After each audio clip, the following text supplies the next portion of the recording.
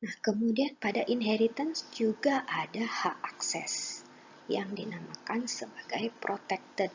Hak akses yang sudah kita pelajari sebelumnya kan ada private, kemudian ada public. Ya, kalau private itu kan terbatas di dalam satu kelas saja. Nah, pada inheritance ada hak akses yang namanya protected. Hak akses protected ini hanya berlaku jika ada hubungan inheritance, di mana subkelas itu dapat merubah data yang ada pada superkelasnya. Kalau pada superkelasnya itu hak aksesnya dibuat sebagai protected. Ya, namun sebetulnya dari konsep encapsulation, private ini lebih baik. Namun kadang-kadang ada kasus-kasus tertentu yang kita bisa menggunakan protected.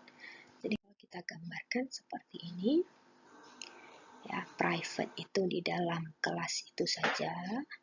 Nah, kemudian protected itu maknanya dalam relasi inheritance. Kemudian public itu sifatnya umum, di mana saja bisa diakses. Nah, pada Java, inheritance ini bersifat single atau single inheritance, satu arah.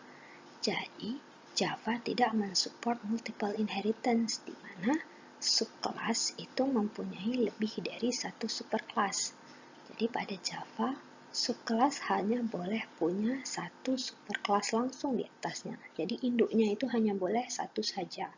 Namun, superkelas boleh punya banyak subkelas. Jadi si induk boleh punya banyak anak, tapi si anak itu tidak boleh memiliki lebih dari satu induk. Nah, pada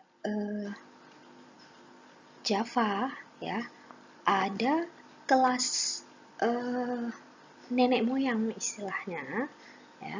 Kenapa kelas nenek moyang? Karena setiap kelas yang kita buat pada Java memang otomatis merupakan turunan dari kelas objek. Java.lang.objek ya nama paketnya. Nah, Java.lang.objek ini adalah kelas yang kita sebut sebagai common root. Jadi kalau misalnya kalau kalian belajar database kan, root itu kan biasanya hak akses user yang memiliki hak segala-galanya lah istilahnya. Nah, jadi java.lang.object ini juga adalah kelas yang merupakan induk daripada semua kelas yang ada di Java. Nah, kenapa ada bentuk seperti itu? Ya, karena sewaktu kita melakukan running program dengan menggunakan JRE, maka JRE akan mempermudah prosesnya dengan adanya konsep multithreading atau garbage collector. Jadi Java Lang.object ini diperlukan untuk proses tersebut. Nah, sehingga antara composition dengan inheritance, mana yang akan dipilih? Ya, a cylinder is composed of circle with height, atau a cylinder is a circle extended by height. Yang mana? Ya, kedua-duanya boleh memang.